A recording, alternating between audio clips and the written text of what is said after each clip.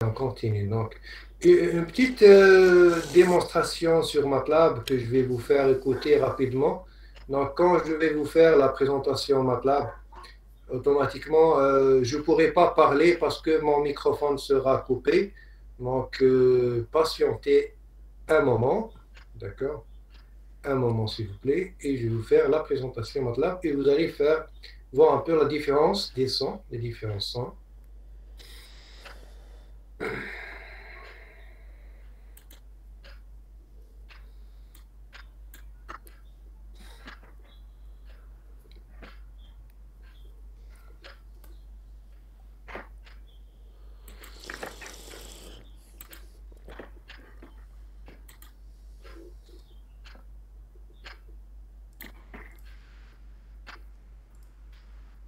arrivez à m'entendre maintenant? Oui, monsieur. Très bien, donc j'ai rétabli le micro. Est-ce que c'est pas tout le son qui est sorti de MATLAB? Ouais. Oui. Qu'est-ce que vous avez entendu? Euh,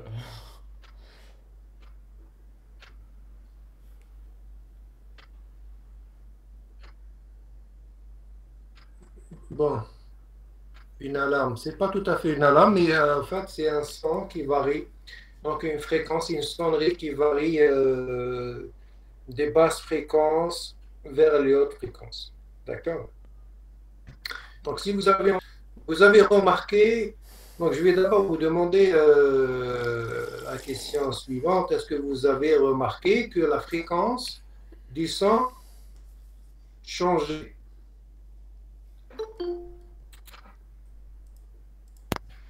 Oui, oui, d'accord. Vous ouais, avez monsieur. répondu le message. Très bien. Donc, qu'est-ce que ça veut dire? Bon, on revient à notre cours. Donc, on stoppe le MATLAB, on revient en cours. Allez, c'est juste une démonstration qui va vous permettre de comprendre qu'est-ce que ça veut dire une fréquence. Voilà, on revient en cours. On revient en cours. Maintenant, vous savez ce que c'est qu'une fréquence et quelle est la représentation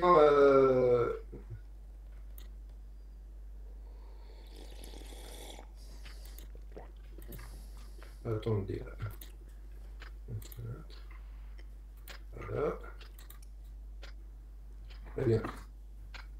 Là, maintenant, vous savez ce que c'est qu'une fréquence. Quel est donc l'effet d'une fréquence, d'accord? Ce que ça fait, le fait de changer donc, la valeur d'une fréquence, et quand vous percevez ça, vous voyez qu'il y a une différence dans votre perception. D'accord? Bien, la démonstration elle va vous permettre donc d'avoir une idée visuelle d'abord. Allez, donc ça c'est ce qu'on appelle un spectre, la répartition de l'énergie en fonction de fréquence. Vous voyez que pour une femme, donc ça va vers les hautes fréquences, c'est plus élevé. Pour un homme, les hautes fréquences sont moins élevées. Vous avez entendu, certains ont dit l'alarme. Bon, en fait, c'est un signal, c'est tout. C'est un signal avec une fréquence qui change. OK. Donc, ceci étant, on continue. Donc, la suite du cours. Monsieur, je m'intéresse pas. Pardon?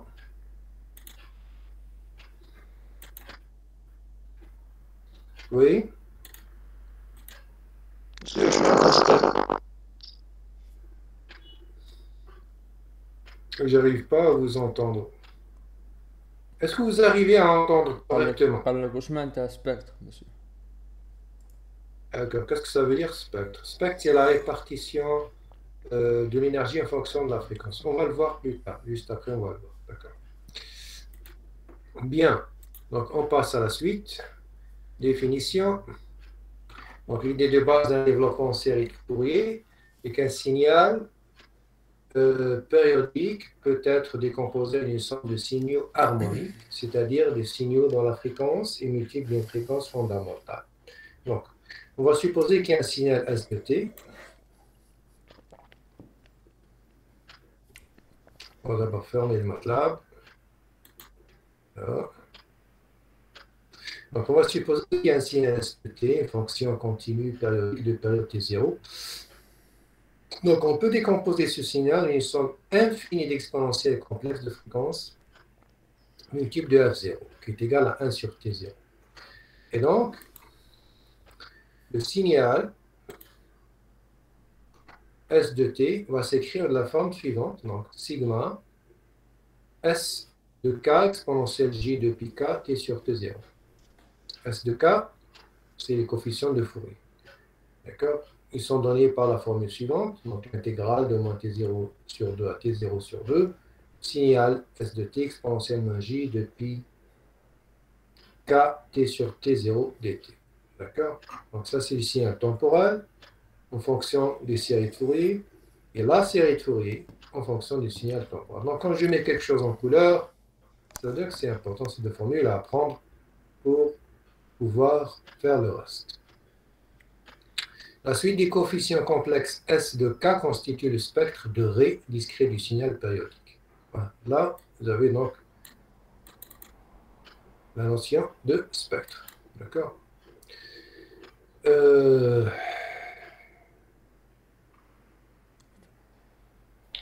On vous dit, on peut également décomposer donc, le signal S de t suivant donc, la formule suivante, donc S de t égale à A0, plus sigma AK cosinus K de pi t sur t0 plus BK sinus K de pi t sur t0. Vous faites la différence ici entre cette formule-là, la première, et la dernière, c'est qu'ici on utilise donc des coefficients complexes, grand S de K. Ici on utilise des coefficients réels. Donc, AK, ça représente donc le coefficient de la partie réelle. Et B de K représente les coefficients de la partie imaginaire. D'accord? Bien. Bien entendu, avec A0 correspond à la valeur moyenne du signal sur une période. Est-ce qu'il y a des questions jusque-là?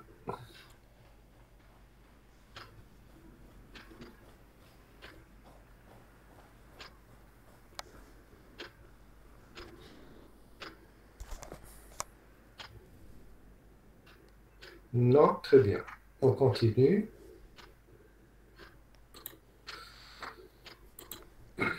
Bien. Alors, donc là, les coefficients AK et BK, qu'on appelle donc les coefficients des séries de Fourier, sont donnés par les formules suivantes. Donc, AK, c'est 2 sur T0 intégrale S de T cosinus K de pi T sur T0.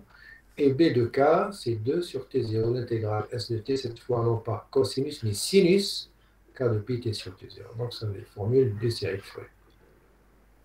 On va voir quelques propriétés. Alors, d'abord, les liens entre les coefficients SK, AK et B de K. Donc, les liens sont les suivants, c'est-à-dire si vous utilisez les séries de Fourier complexes, S de K, ou bien les séries de Fourier réelles, AK et BK, d'accord? On peut passer donc de la série de Fourier SK complexe vers les séries de Fourier réelles. On peut passer d'une manière inverse, c'est-à-dire du réel dans le complexe. Alors, vous avez S0, c'est A0, SK, c'est donné par ça, S-K par ça, A0, c'est toujours A0, S0, AK, c'est donné par cette formule, et BK, c'est donné par cette formule. Donc, on peut passer donc, les séries de Fourier, là, première formule complexe, ou bien par la formule réelle, cosinus sinus, donc comme on veut. D'accord? Bien, quelques propriétés. Bon, A0 qui est égal à 0 est appelé la composante continue. C'est la valeur moyenne. Là, généralement, quand je vous mets quelque chose en couleur, ça veut dire que c'est important. Par exemple, ici, la fréquence F0, c'est quoi? On appelle ça la fréquence fondamentale, est égale à 1 sur T0. Rappelez-vous de ce nom, c'est très important. Quand je vous dis fréquence fondamentale, c'est-à-dire l'inverse de la période. fréquence fondamentale, c'est une loge de période. Bon, les composantes A1 et B1 constituent l'amplitude fondamentale. Les fréquences Fk égale K sur T0 constituent les harmoniques d'ordre K. Exemple, le premier harmonique F2, c'est 2 fois la fréquence fondamentale. Le deuxième harmonique F3, c'est 3 fois le fondamental, etc. On a le fondamental, c'est ça, hein? C'est 1 sur T0. On l'appelle F0. Par ailleurs, si S de T est pair, alors le coefficient BK égale à 0, quel que soit K. Si S de T est impair, alors AK est égal à 0, quel que soit K. Si S de T est réel, AK, BK sont réels et SK et S étoile K égale à S étoile K. Si S de T est complexe, alors AK, BK sont complexes.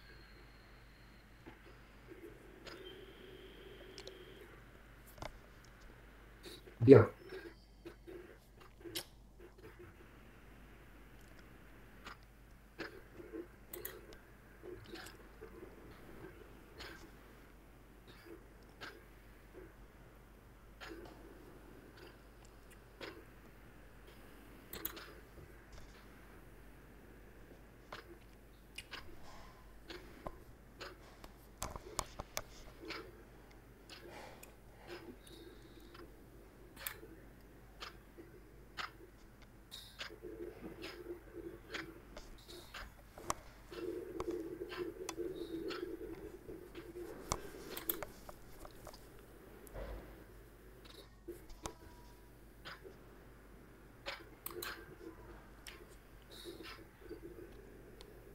Vous arrivez à m'entendre? Oui. Très bien. Je vais faire une petite pause parce que j'ai un petit problème avec le document Word. Je vais juste me déconnecter un petit moment et me reconnecter pour régler le problème. OK? À tout à l'heure. Oui, monsieur. Monsieur.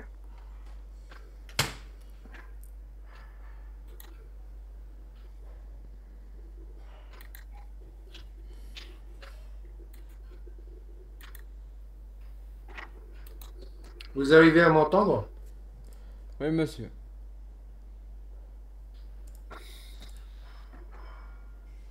Eh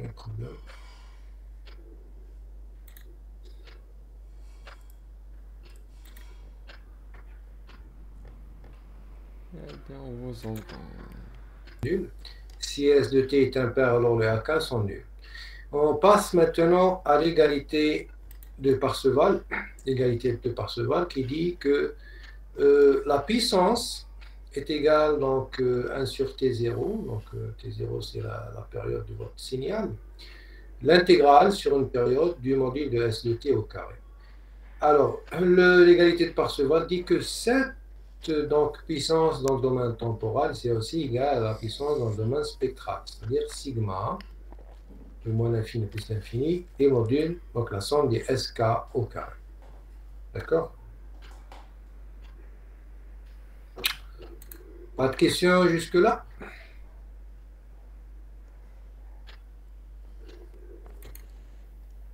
Pas de questions? Non, monsieur. Très bien. On vient donc... Bien. On passe maintenant à notre point qui est la transformée de Fourier de signaux en énergie finie. Alors, on va supposer un signal S de T à temps continu d'énergie finie E. Alors, la transformée de Fourier, qui s'appelle grand S de F de petit s de T, est définie par la formule suivante. Donc, grand S de F, c'est l'intégrale de moins l'infini à plus l'infini, petit s de T exponentielle moins J de pi f t dt.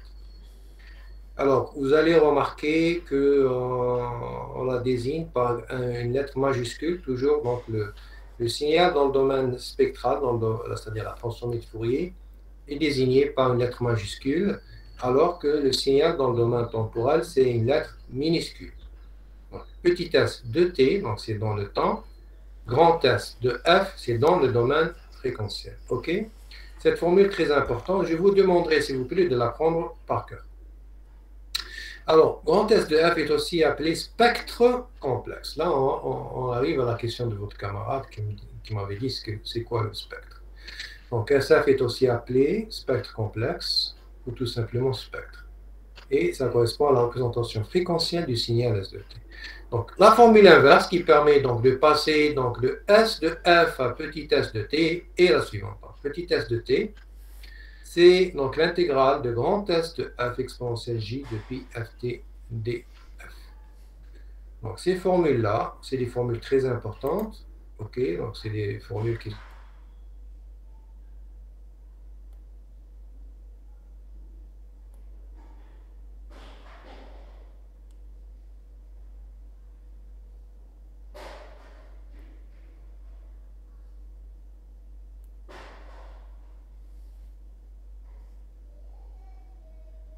du domaine fréquentiel vers le domaine temporel, c'est l'inverse, donc la formule inverse. Petit s de t, donc temporel, c'est l'intégrale de grand S de f qui est dans le domaine fréquentiel exponentiel, j de p ft df. Donc, je vous ai dit tout à l'heure que ces deux formules, il fallait donc les retenir par cœur parce que c'est des formules très importantes. Ça, c'est la formule de la transformée de Fourier directe. Et la deuxième, c'est la formule de la transformée de Fourier inverse, c'est-à-dire qui permet de passer du domaine fréquentiel, qu'on appelle aussi spectral, vers le domaine temporel. Alors, je commence toujours à avoir des problèmes de technique au niveau de mon PC. Donc, si à n'importe quel moment, il y a une coupure, donc on va carrément clôturer le cours aujourd'hui et je vous enverrai l'invitation demain, d'accord? Donc ça va être reporté pour demain. Mais je continue quand même. Donc une condition d'existence, ça veut dire quoi? Ça veut dire que la transformée de Fourier peut exister, peut ne pas exister. Alors pour que ça existe, il faut que l'intégrale, il suffit plutôt que l'intégrale du module de petit s de t dt soit finie. Quand on dit inférieur à l'infini, ça veut dire que c'est fini. Si nous avons ça, donc, on peut calculer la transformée de Fourier. Ça, c'est une condition suffisante, mais pas nécessaire. Alors, transformée de Fourier de signaux usuels, c'est-à-dire c'est des signaux que vous allez utiliser souvent, donc ce n'est pas la peine de calculer. Donc là, je vous donne un choix. Et donc la décision va vous revenir à vous. Vous avez combien? 1, 2, 3, 4, 5, 6. Vous avez 6 formules à apprendre pour calculer les transformées de Fourier. Là, vous n'êtes pas obligé de les apprendre. C'est une option. Si vous voulez les apprendre, tant mieux. Si vous voulez les calculer, il n'y a pas de problème. Mais ça va vraiment vous faciliter les choses. Si vous retenez ça, ça va vous faciliter les choses dans les exercices. Quels sont les signaux usuels? Nous avons le Dirac. Bon, d'abord, dans la colonne gauche, ici, j'ai le signal dans le domaine temporel. Dans la colonne droite, j'ai la correspondance dans le domaine fréquentiel. Rappelez-vous, spectral. Quand on dit domaine spectral, ça veut dire fréquentiel. On va commencer par le Dirac, delta t. La transformée de Fourier du Dirac, c'est 1. D'accord? Et 1, c'est quoi? Alors, c'est la même chose. Donc, si vous avez 1 comme signal temporel, la transformée de Fourier, c'est 1 Dirac, mais dans le domaine fréquentiel. Si vous avez un rectangle de t, sa transformée de Fourier, c'est un signe de f. On peut le démontrer. Et là, je vous donne le choix. Si vous voulez retenir ça, et c'est mieux pour vous, faites-le. Si vous voulez le démontrer, il n'y a pas de problème. Pour le cosinus maintenant, cosinus depuis f0t, f0 c'est une constante, on démontre que sa transformée de Fourier c'est 1/2, un Dirac retardé de f0 plus un Dirac avancé de f0. Le peigne de Dirac, donc delta grand tt, sa transformée de Fourier, on démontre que c'est 1 sur grand t. Un autre peigne de Dirac de période 1 sur t de f. Vous avez aussi la propriété de symétrie, qui est la dernière propriété ici. On vous dit si x de t apporte tf grand X de f, alors grand X de t a pour tf petit x de moins f. D'accord? Est-ce que vous avez des questions là? Ou bien c'est clair?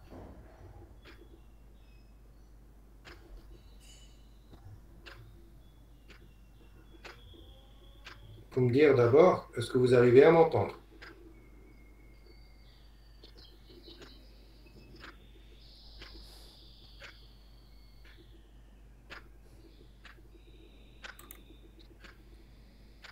Ok, très bien, très bien. Très bien. Maintenant, pour la deuxième question. Est-ce que c'est clair?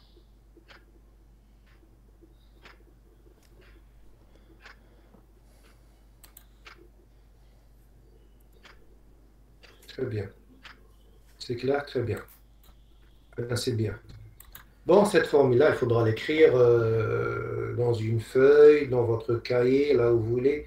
C'est important parce que ça, c'est des fonctions que vous allez probablement utiliser souvent. D'accord? Donc, j'insiste. Le tableau est là.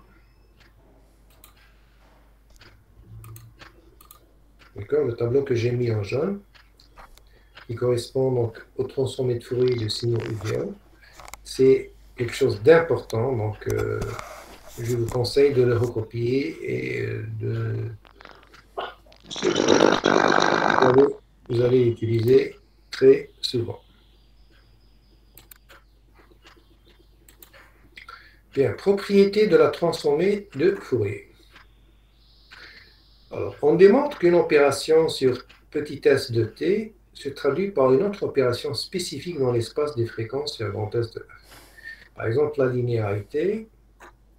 Si vous avez deux petits signaux, S1 et S2, donc lambda 1 S1 plus lambda 2 S2 a pour TF, lambda 1 grand S1 plus lambda 2 grand S2.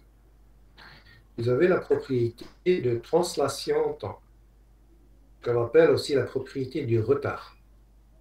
Vous avez ST moins le retard T0, qui a pour TF exponentielle moins J de PFT multiplié par la transformée de Fourier de S qui est grand S de F. Vous avez la translation fréquence. Donc, grand S F moins F0, qui a pour TF inverse, la transformée de Fourier inverse, c'est TF moins 1. C'est-à-dire qu'il va passer dans le domaine temporel. C'est S de T exponentielle J de pi F0T. Vous avez la dilatation en temps, donc Y de T, si c'est égal à S de A multiplié par T, avec A positif. Donc, la transformée de Fourier de grand Y, c'est 1 sur A, grand S, F sur A. Avec grand S, c'est la transformée de Fourier de petit s. On appelle ça dilatation temporelle. Vous avez l'inversion du temps, donc S de moins T, T c'est le temps, donc A pour TF, grand S de moins F. Vous avez la propriété de la conjugaison du signal, donc S étoile de T qui a pour TF, grand S étoile de moins F. D'accord? Ça, c'est des propriétés importantes.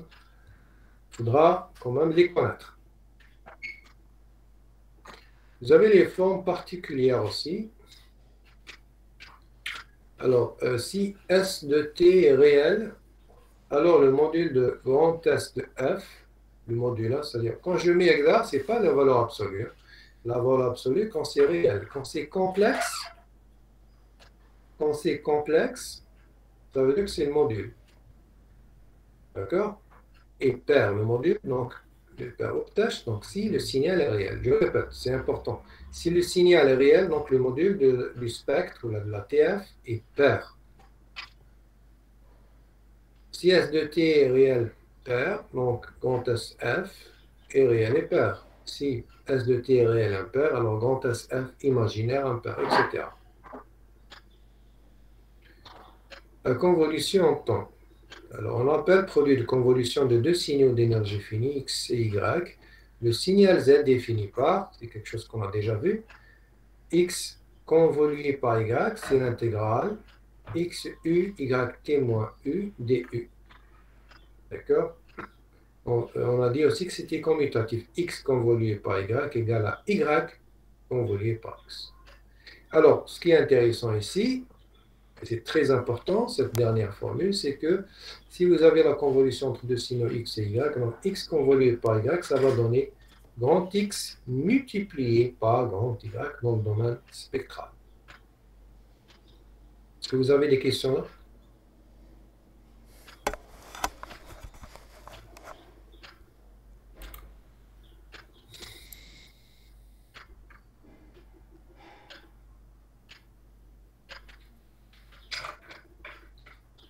Si vous écrivez non, ça veut dire qu'il n'y a pas de question et je continue. Si vous écrivez oui, posez alors vos questions.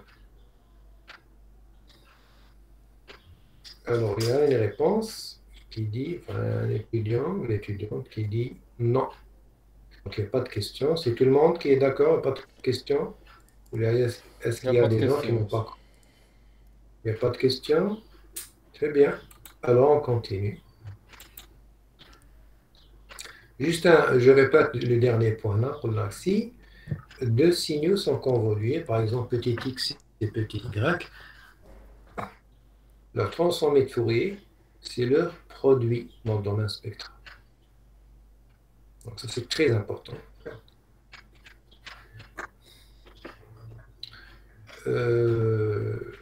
On vous dit que cette propriété de convolution est la plus fondamentale, c'est très important pour les applications de l'analyse de Fourier, surtout pour le filtrage linéaire. On va passer à l'inverse. C'est quelque chose qui va ressembler, mais l'inverse. Imaginez que vous avez donc un signal z de t qui est égal au produit de deux signaux x et y, donc z égale x de t multiplié par y de t. Alors, on démontre que sa transformée de Fourier, grand zf, c'est égal à grand x de f convolué par grand y de f. Qu'est-ce que ça veut dire? Ça veut dire que si j'ai une convolution dans le temps, ça devient un produit dans le domaine spectral. Si j'ai un produit dans le temps, ça devient une convolution dans le domaine spectral.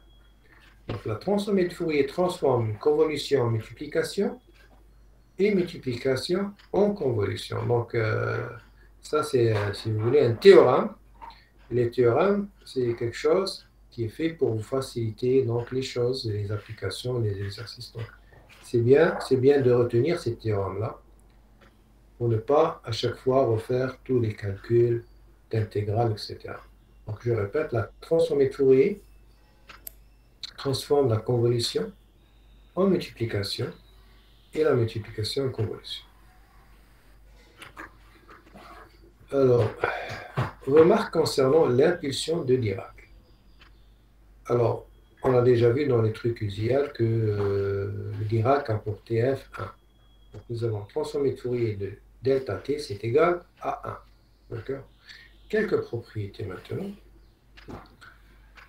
Si vous avez un signal petit v de t, alors le produit v de t multiplié par le Dirac delta t, ça donne v de 0 multiplié par delta de t.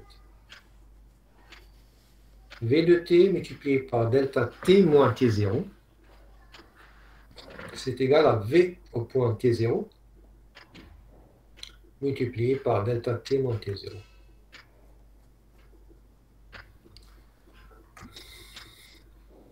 Maintenant, concernant la transformée de Fourier, on démontre que la transformée de Fourier inverse du Dirac, donc delta f, c'est égal à 1. Ça veut dire quoi? La TF du Dirac, c'est 1, et la TF inverse du Dirac, c'est 1. Ça veut dire delta t a pour transformer 1, et 1 a pour transformer delta f. Alors, la transformée de Fourier d'un Dirac retardé par t0, c'est exponentiellement j depuis f t0. La transformée de Fourier d'un exponentiel de cette forme, j depuis f0t, c'est un Dirac retardé en fréquence, delta f moins f0. La transformée de Fourier de a cosinus depuis f0t, c'est a sur 2, delta f moins f0, c'est-à-dire retardé de f0, plus A sur 2 delta F plus F0. Donc, un delta avancé de F0.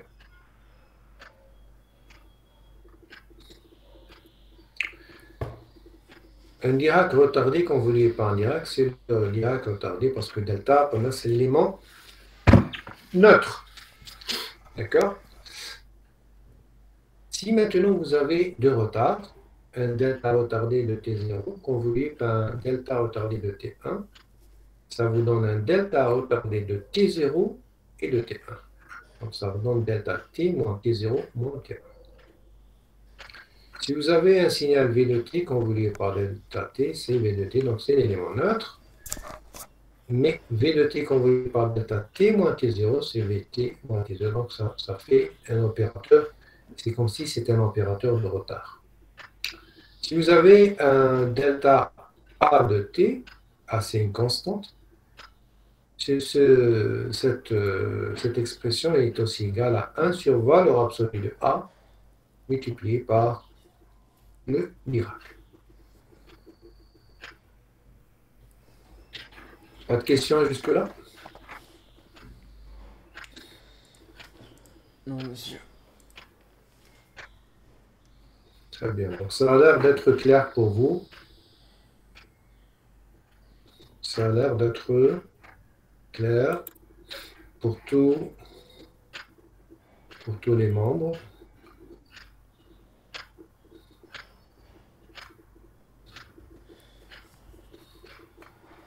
Très bien. N'hésitez pas à poser des questions si à n'importe quel moment vous remarquez que quelque chose n'est pas clair ou quelque chose demande plus d'explications. N'hésitez pas à poser vos questions. Très bien. Donc la suite, transformer de Fourier de signaux périodiques. Donc dans ce qui a précédé, on a considéré un signal quelconque. Donc signal généralement non périodique. Si je prends par exemple le signal rectangle, triangle, sync, c'est des signaux qui ne sont pas périodiques. Là, on va voir le cas de signaux périodiques. Donc soit S de T, un signal périodique de période grand T égale à 1 sur F0, dont la transformée de Fourier, c'est grand S de F. Donc, soit un signal S de T, on va supposer qu'il a une période T. La période T, allez, c'est égal à 1 sur F0. Quand F0, c'était quoi? Comment on l'appelle? Je vous laisse tout. F0, comment on l'appelle? Qui est-ce qui peut me donner la réponse?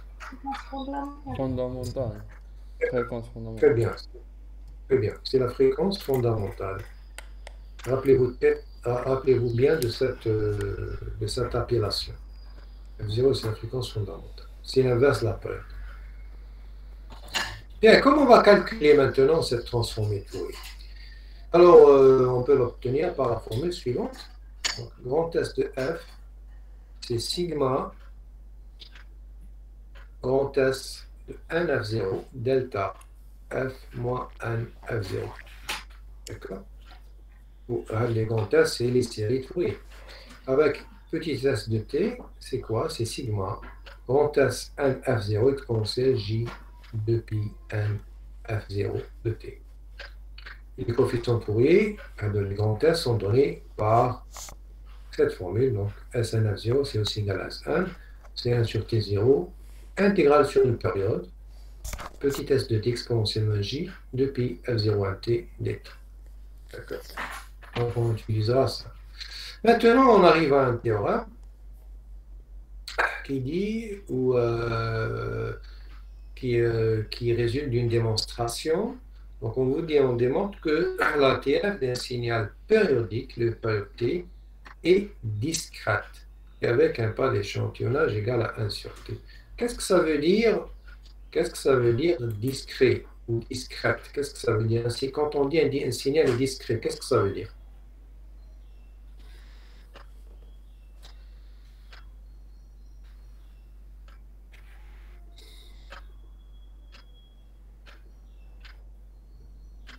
Est-ce que vous savez ou vous ne savez pas?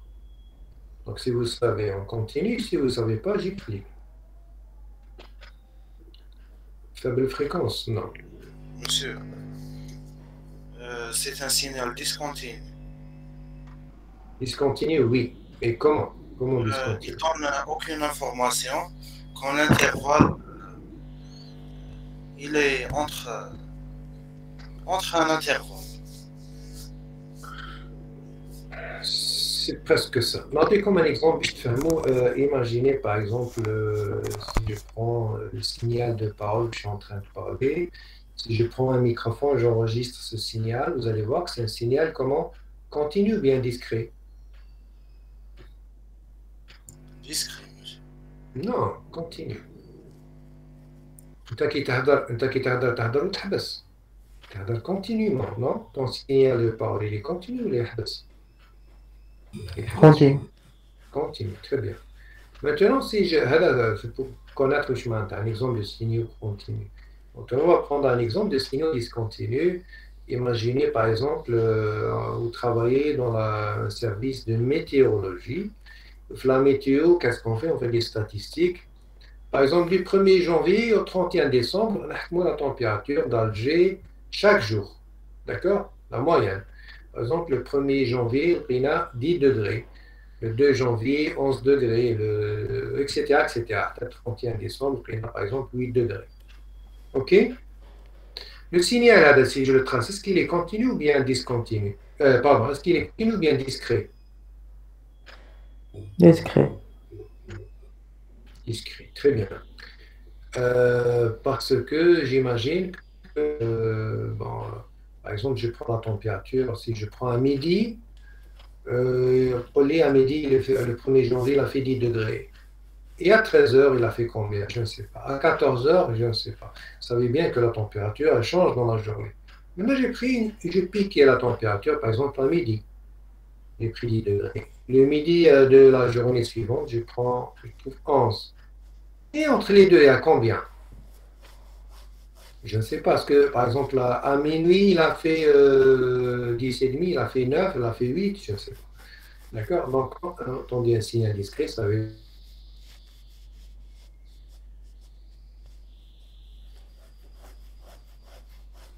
d'information.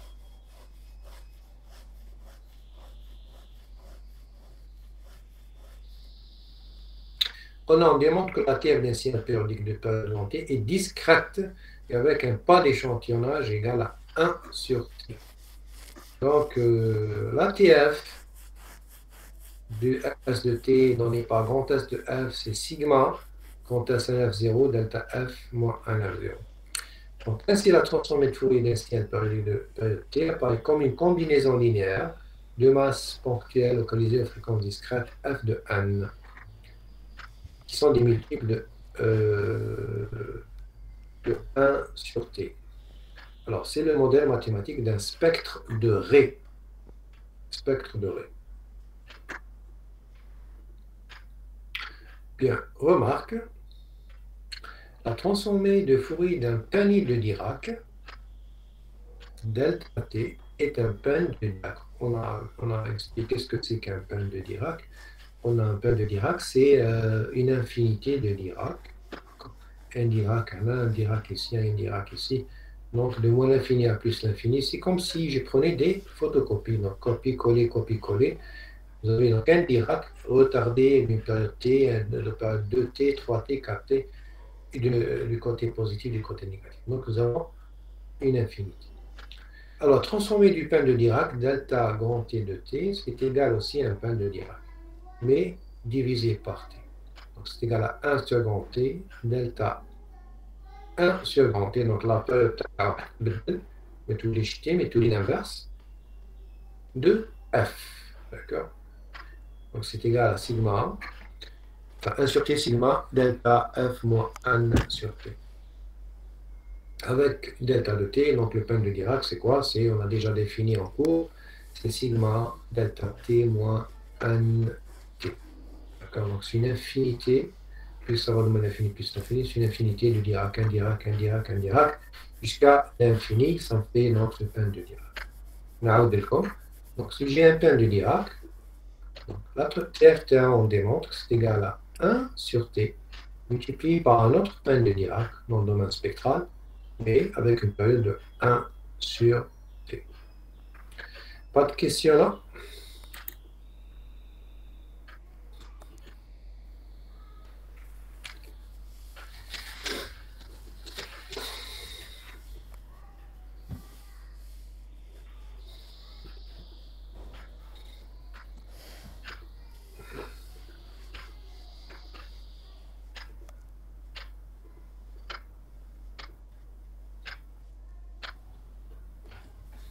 Alors Nassim, tu dis, vous pouvez nous envoyer ce cours.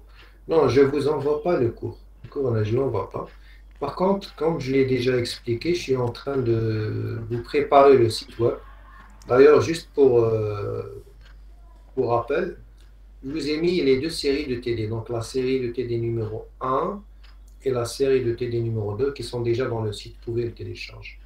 Donc attendez, je vais vous préparer donc des résumés. Pas le cours entier, mais juste les résumés, donc les formules, etc. Donc, comme oui, ça, je peux le faire, Inch'Allah. Et c'est pour ça que j'ai mis le site là. Donc, Inch'Allah, je vais vous donner des résumés, par exemple, le chapitre là, les formules essentielles, etc. Mais le cours, non, le cours en entier. Le cours, il faudra assister. Donc, j'ai répondu à ta question, Nassim, c'est bon? Oui, monsieur. Très bien. Donc, vous pouvez nous envoyer le lien de site. donc نعاود نعطيه لك دونك فكرني قبل ما نكلوتوري الكور نحط لكم لا باج et je vous l'envoie. فكرني برك on sait jamais je vais oublier à la fin du cours. OK? OK, donc on revient